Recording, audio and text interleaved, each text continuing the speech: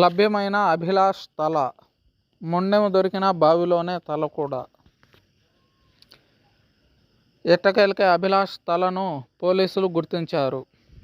మొండెం లభ్యమైన తిమ్మాపూర్ శివార్లోని వ్యవసాయ బావిలోనే మంగళవారం పోలీసులు అభిలాష్ తలను గుర్తించారు. అయితే కేవలం పుర్రె మాత్రమే లభ్యమవడంతో సంఘటనా స్థలంలో వైద్యులు పుర్రెకు పోస్టుమార్టం నిర్వహించారు. రిపోర్టు వచ్చిన తర్వాతనే పూర్తి క్లారిటీ. అయితే డిప్లొమా విద్యార్థి అభిలాష్ మృతదేహం బావిలో లభ్యమవడం, కేవలం మొండెం మాత్రమే లభించి తల దొరక్కపోవడంతో ఈ కేసుకు సంబంధించిన పలు అనుమానాలు వ్యక్తమయ్యాయి.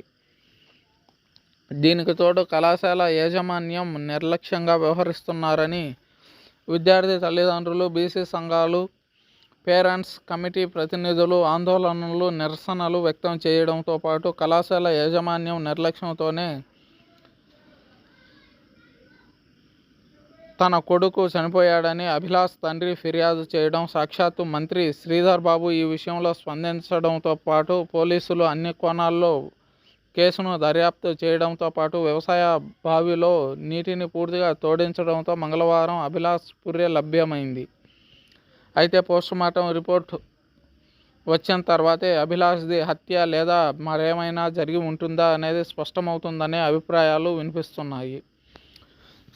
మార్చి 1వ తేదీ జ్యోతిష్మతి కళాశాల నుంచి బయటకు వెళ్లిన అభిలాష్ తన మిత్రులతో కలిసి సాయంత్రం కళాశాలకు తిరిగి వచ్చాడు.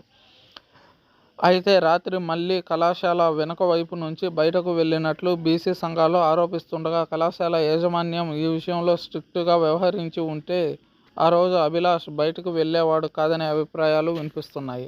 కళాశాల యాజమాన్యమే ఈ హత్యకు పరోక్ష కారణమని, వారిపై కఠిన చర్యలు తీసుకోవాలని అభిలాష్ తండ్రి వాపోయారు.